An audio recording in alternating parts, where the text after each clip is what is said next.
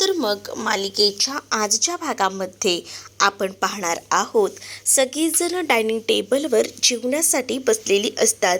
पण तिथे आता नेमकी ही प्रिया येते आणि प्रिया वाटेल ते बोलू लागते.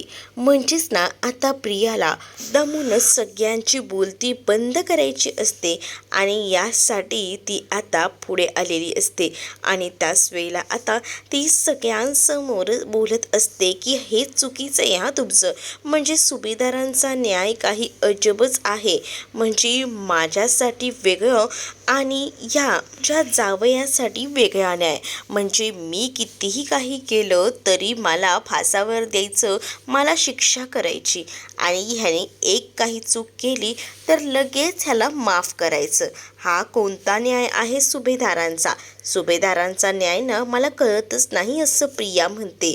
त्याच वेळेला आता अर्जुन भडकतो आणि अर्जुन म्हणतो की तुझी लिस्ट काढू का सगळी? तुझी लिस्ट काढली ना तर ती पुरणार नाही. मला मान्य आहे की सचिनने चूक केलेली आहे, ती खूप मोठी आहे, पण तरीसुद्धा तुझ्या चुका जर काढल्या ना तर ती यादी कमी पडेल. सायली ही म्हणते की तू आता तुझं तोंड बंद करतेस का, की तुला आता इकडनं धक्के मारत मी बाहेर काढू?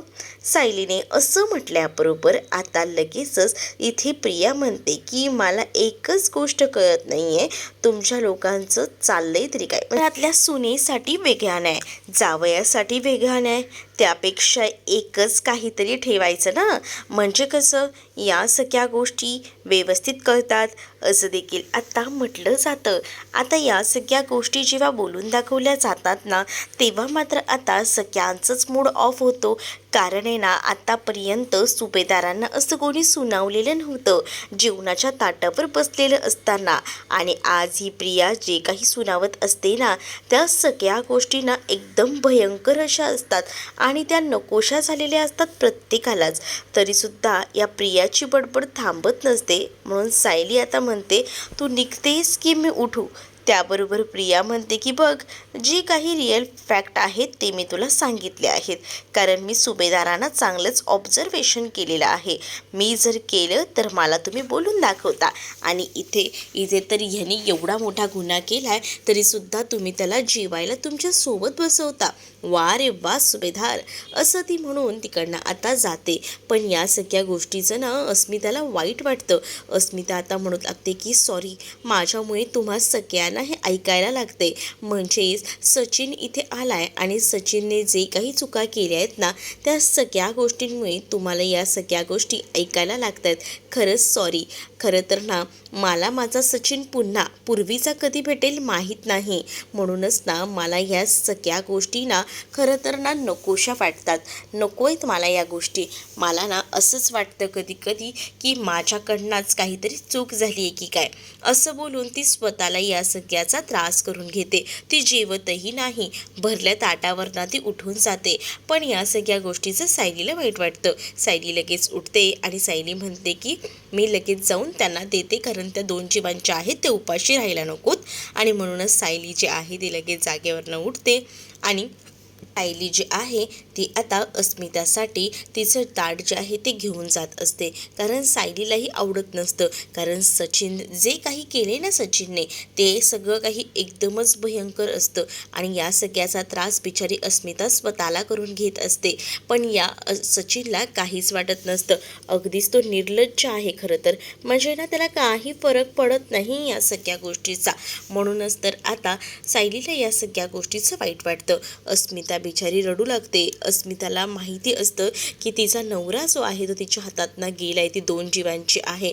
आणि या सगळ्या गोष्टी जेव्हा आता तिला नकोशा होतात ना, तेव्हा मात्र आता ती ठरवते की नाही, आपल्यामुळे आपल्या घरच्यांना एवढं ऐकायला लागते जे की त्यांनी कधीच ऐकलं नव्हतं आणि बिचाऱ्यांना आपल्यामुळे त्रास होतोय. या सगळ्या गोष्टीचा ना तिला खूप जास्त वेदना होत असतात आणि म्हणूनच तर ती भरल्या ताटावरनं उठून गेलेली असते. सचिनला नाही याचा काहीच फरक पडत पडत नसतो. म्हणजे एखादा नवरा असला असताना तर त्याने ना अडवलं असतं की जाणाऱ्या बायकोला की नको असं सगळं करूस, मी नाही करणार हे पुन्हा, प्लीज जीवनावर तरी राग काढू नकोस. पण हा सचिन काहीही बोलला नाही, तिथे शांतपणे बसून राहिला. मग आता बाकीच्यांना तरी कुठे जेवण जाणार आहे, कारण त्यांनाही आता या सगळ्या गोष्टीचा त्रास तर झाला आहे. कारण त्यांची जी घरातली मुलगी आहे ती जेवली नाही आहे, तिला एवढा त्रास होतोय म्हटल्यावर या सगळ्यांनाही जेवण जात नाही. हळूहळू डायनिंग टेबलवर ना प्रत्येकजण उठून निघून जातात. या सचिनला काय, याला काहीच फरक पडत नाही, तो तिथेच बसलेला असतो. कारण प्रत्येकजण ना आता त्याला एक एक करून निघून जातात. पहिल्यांदा सायली गेलेली असते, कारण तिला अस्मिताच्या रूममध्ये जेवण घेऊन जायचं असतं. सायली गेल्याबरोबर इकडे आता पूर्णाजीसुद्धा जेवणाच्या पाया वगैरे पडतात आणि पूर्णाजीसुद्धा तिकडनं उठून जात असतात. तर दुसरीकडे आता अर्जुनही विचार करतो की आपली बहीण किती दुखावली आहे या मूर्ख माणसामुळे. या माणसाने आपल्या बहिणीला फसवले आणि त्यामुळे आता तिकडनं अर्जुनही जीवनाच्या ताटाच्या पाया पडतो आणि तोही तिकडनं जायला निघतो. कारण त्यालाही खूप जास्त असा त्रास होत असतो. मग आता तोही जेव्हा निघून जातो ना, तेव्हा मात्र आता सगळीजण एक एक करून निघून जातात. तर इकडे आता सायली रूममध्ये असते. अर्जुन रूममध्ये जातो आणि बघतो तर काय सायली झोपली नाही आहे. मग आता सायलीने ठरवलेलं असतं की अर्जुनशी बोलायचं. म्हणजे ना अर्जुनने तिच्यासोबत जे काही केलेलं असतं, या गोष्टी लपवलेल्या असतात, त्या सगळ्या गोष्टीला नाही आवडत सायलीला. म्हणून सायली म्हणत असते, मी मला या गोष्टी आधी का नाही सांगितल्या. म्हणजे याचा अर्थ असाच ना की मी तुम्हाला तुमच्याबरोबर जे काही केले, तुमच्यावर विश्वास ठेवला, तिथे कुठेतरी कमी पडले का? मग मला सांगा, तुम्ही या गोष्टी अस्मितापासून लपवल्या, पण माझ्यापासून लपवायचं काय हेतू होता तुमचा? त्यावर मात्र आता अर्जुन म्हणू लागतो की काय आहे ना, मी या सगळ्या गोष्टी तुला सांगणार होतो, पण या सगळ्या गोष्टी कोणत्या तोंडाने सांगायच्या? खरं तर मला ना या गोष्टी इतक्या इम्पॉर्टंट वाटल्या नाहीत की तुला सांगाव्या, असं देखील आता अर्जुन म्हणत असतो.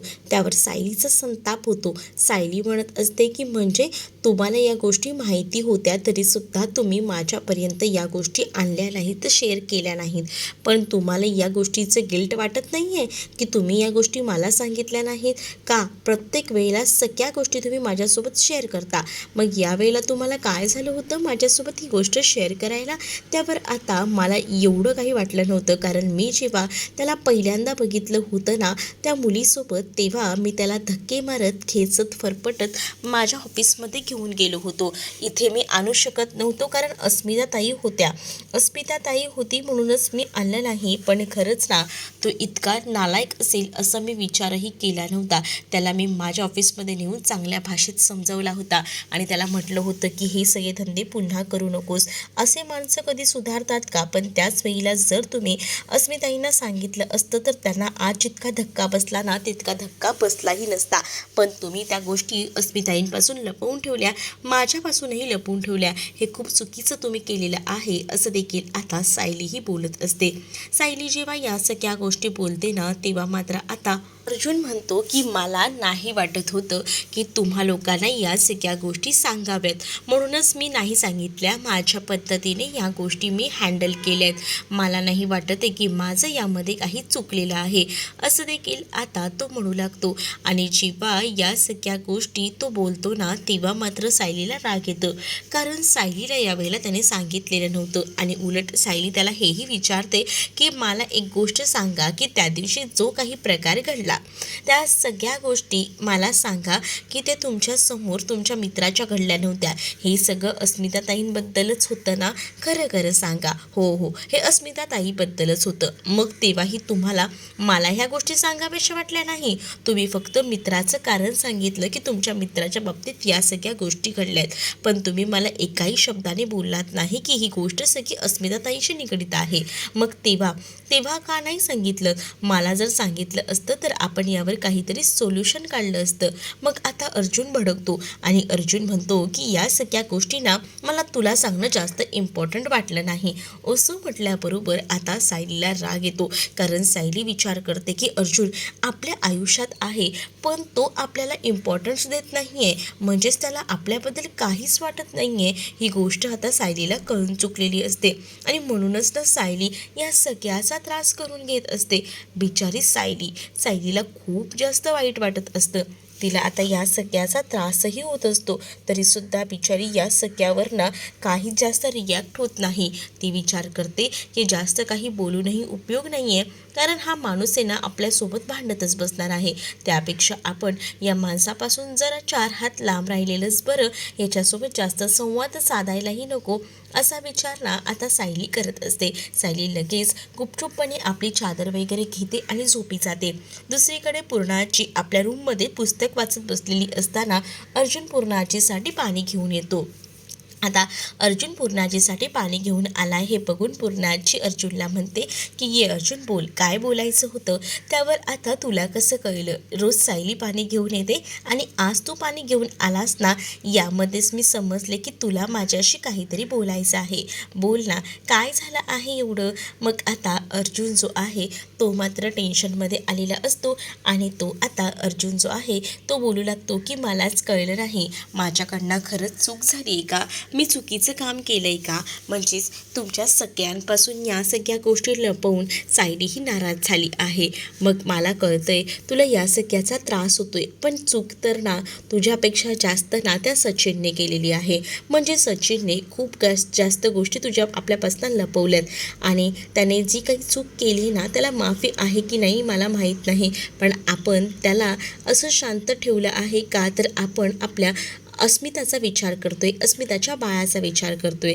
कारण जर आपण तसा विचार नाही केला तर अस्मिताचा जीव धोक्यात येऊ शकतो, कारण अस्मिताचं बाळ आपल्यासाठी खूप जास्त गरजेचं आहे. आता तिची डिलिव्हरीही जवळ आली आहे आणि त्यामुळे ना आपण जास्तीत जास्त काळजी अस्मिताची घ्यायला हवी, असं देखील आता इकडे पूर्णाजी जी आहे ती अर्जुनला बोलत असते आणि अर्जुनला समजावू लागते. अर्जुनला जेव्हा पूर्णाजी समजावते तेव्हा अर्जुन खूप जास्त रडत असतो, कारण ना त्यालाही असं वाईट वाटत असतं ना सायलीशी तो जे काही बोलला त्याचं. तो रागाच्या भरात बोलून गेला होता, पण सायलीच्या मनाला लागलं होतं आणि आता त्याच्याही मनाला वेदना होत होत्या की तो सायलीला काय बोलून गेलाय त्याचं. म्हणूनच तो आता त्याचं मन येऊन इथे पूर्णाची समोर हलकं करत होता. पूर्णाची सुद्धा आता त्याची चूक दाखवत नसते. पूर्णाची म्हणत असते की या सगळ्यामध्ये तुझी चूक नाही, तर या सगळ्यामध्ये ना तिची चूक आहे, त्यामुळे तू वाईट वाटून घेऊ नकोस, मी आहे ना तुझ्यासोबत, नको काळजी करूस. आणि असं बोलून आता पूर्णाजी अर्जुनला आधार देत असतात. पण अर्जुनला आता सायलीचीही काळजी वाटत असते. त्यालाही असं वाटत असते की आपण सायलीला खूप काही बोलून गेलो. अस्मिताचंही त्याला टेन्शन असतं, कारण बिचाऱ्या अस्मिताला आता काय काय फेस करावं लागत आहे. तिचाच तो नवरा तिच्या समोर आहे आणि ती आता या सगळ्याचा राग जीवनावर सुद्धा काढते. या सगळ्या गोष्टी मनाला खूप जास्त लागलेल्या असतात. दुसऱ्या दिवशी सकाळी आता सायली किचनमध्ये काम करत असते, पण तिचं ना कामामध्ये लक्ष नसतं. म्हणजेच तिला ना आता विमल विचारत असते की आता फोडणीला मी द्यायची आहे की तुम्ही देणार आहात, भाजी कापून तर झाली आहे. त्यावर आता सायली म्हणत असते की फोडणीला तुम्हीच द्या. त्याच वेळेला आता तिचं लक्ष जातं की घरात इतरही कोणाचंच काहीच लक्ष नाही आहे, पण आपण जर असंच मूड पाडून राहिलो सगळीजण तर मग अस्मिताताईंचं काय, त्यांना किती वाईट वाटेल, हा विचारही आता सायलीच्या मनामध्ये असतो. आणि म्हणूनच ना सायली आता विचार करते आणि मग ती ठरवते की नाही, या सगळ्या गोष्टींना आपण व्यवस्थितपणे घरच्यांशी बोलायच्या आणि घरच्यांना फ्री करायचं. आणि म्हणूनच सायली जी आहे ती आता सगळ्यांना सांगत असते की घ्या, तुमच्यासाठी कॉफी आणली आहे. बाबा, तुम्ही आज योगासने नाही केली का? तुमची मॅट काढून ठेवली होती, नाही आज नाही केलं. मग आता सायली आज सांगू लागते की असं करायचं नाही, त्यावर बॉडीवर इम्पॅक्ट होतो ना, तुम्ही रोजच्या रोज तुमच्या एक्सरसाइज करत जा बरं. असं देखील आता सायली इथे प्रताप यांना सांगत असते. त्यानंतर आता सायली पूर्णाची आणि कल्पनाकडे सुद्धा जाते. त्यांच्यासाठी सुद्धा कॉफी आणि चहा त्यांनी केलेला असतो. त्याच वेळेला आता सायली मुद्दामूनच ना कल्पनाच्या बाजूला जाऊन बसते आणि कल्पनाशी बोलायचा प्रयत्न करत असते. म्हणजेच आता ती कल्पनाला सांगत असते की आई, मला सांगा, आपलं जे ठरलं होतं बघा गेट टुगेदर करायचं, त्याचं काय करायचं आहे? म्हणजे आपण पूर्ण प्लॅनिंग केलं होतं ना. मग मला असं वाटतं आपण आहे ना या सगळ्या गोष्टींचा जरा जास्त विचार करतोय. मान्य आहे की आपल्या बाबतीत काल जे झालं ते खूप जास्त चुकीचं झालं, पण आपण हे 31चं गेट टुगेदर केलं ना, तर मला असं वाटतं ना की अस्मिताताई या सगळ्यातून बाहेर येतील. कारण आपल्याला सध्या तरी अस्मिताताईंना फॉरवर्ड करायचं आहे या सगळ्या गोष्टींना. मग आपण जर ही छोटीशी पार्टी केली तर अस्मिताताई थोडंसं का होईना रिलॅक्स होतील आणि मला असं वाटतं की त्यांना जरा बरं वाटायला हवं आणि त्यासाठी आपण ही पार्टी करायला हवी. नाहीतर आपणही त्याच गोष्टींमध्ये रमून राहू. आपण आधी काय ठरवलं होतं बघा, आपण ठरवलं होतं की नाही की या सगळ्या गोष्टी ज्या आहेत त्या व्यवस्थितपणे लक्ष देऊन बघायच्या. म्हणजेच काय तर बघा, आपण ठरवलं होतं की आपल्या ज्या ज्या काही गोष्टी घडल्या आहेत त्या सगळ्यांसोबत मस्त शेअर करायच्या. वाईट गोष्टी झाल्या आहेत त्या मागे सारायच्या. मग आता आपण त्याच वाईट गोष्टी घेऊन बसलो तर कसं चालणार आहे? आपल्याला त्याही गोष्टी मागे सारल्या पाहिजेत. मान्य आहे की या सगळ्या चुका मागे टाकणं खूप जास्त विचित्र आहे, पण आपल्याला या सगळ्या गोष्टी कराव्या लागणार आहेत. काय म्हणताय, तुम्हाला पटतंय का माझं म्हणणं? म्हणजे अस्मिताताई आता त्रासात आहेत, पण आपणही असं तोंड पाडून राहिलो तर या सगळ्याचे परिणाम आपल्या बाळावर सुद्धा येतील ना. मग अस्मिताताईच्या बाळाने काल किती काय काय गोष्टी ऐकल्यात. मग जर आपलं हसू जर बाळाने ऐकलं तर तेही किती आनंदात राहील, तेही दुःखात नसेल ना. मग आपणही चांगला विचार करायला हवा, असं आता सायली समजवतच बोलत असते. आणि सायलीच्या त्या सगळ्या गोष्टींना कल्पनाला आता पटू लागतात आणि त्याचसोबत पूर्णाजीला सुद्धा. कल्पना आता म्हणत असते की तू बोलतेस ते अगदी बरोबर आहे, म्हणजे कुठेतरी माझंच चुकले वाटतं. आपण ना खरंच विचार करायला हवा अस्मिताच्या बाळाचा आणि अस्मिताचा सुद्धा. म्हणजे मला ना एवढंच वाटतं की अस्मिताच्या चेहऱ्यावर कधी स्माईल येईल, म्हणजे अस्मिताच्या चेहऱ्यावर स्माईल आली ना की मला बरं वाटेल. प्रताप यांनाही आता हे म्हणणं पडतं. प्रतापही पुढे सरसावतात आणि म्हणत असतात की सायली, तू बोलतेस ते बरोबर आहे. आपण ना असं तोंड पाडून बसलं ना तर या सगळ्याचे परिणाम ना जास्त करून अस्मितावर होतील आणि आपल्याला अस्मिताला नेहमीच खुश ठेवायचं आहे आणि यासाठी आपल्याला एकदम आनंदी राहायचे. म्हणूनच मी तुम्हाला सांगते की आपण ना सगळीजण एकत्र मिळून हे करूया. मग आता सायलीचं म्हणणं कल्पना, पूर्णाची या सगळ्यांना पटलेलं असतं आणि त्यामुळे आता ते सगळेजण जे आहेत ना ते आता या सगळ्यासाठी तयार होतात. मग आता कल्पना ठरवू लागते की आपण नेमकं काय काय करायचं आहे, म्हणजेच आपल्याला नेमक्या काय काय गोष्टी करायच्या आहेत या सगळ्याचं प्लॅनिंग आता ही लोक करत असतात. सायलीही करत असते आणि हे सगळं ना अर्जुन वरून पाहत असतो. अर्जुन जेव्हा वरून या सगळ्या गोष्टी पाहत असतो तेव्हा त्याला आनंद होत असतो आणि एकीकडे ना तो आता विचार करतो की काही झालं ना तरीसुद्धा सायलीबरोबर आता आपल्याला बोलायला हवं. सायली त्याच्याशी बोलत नाही आहे, या गोष्टी आता त्याला कळून चुकलेल्या असतात आणि त्यासाठी ना तो थोडासा का होईना नाराज असतो. म्हणूनच तो आता सायलीशी बोलण्यासाठी म्हणून पुढे सरसावतो, कारण त्याला आता सायलीशी बोलणंसुद्धा तितकंच गरजेचं वाटत असतं.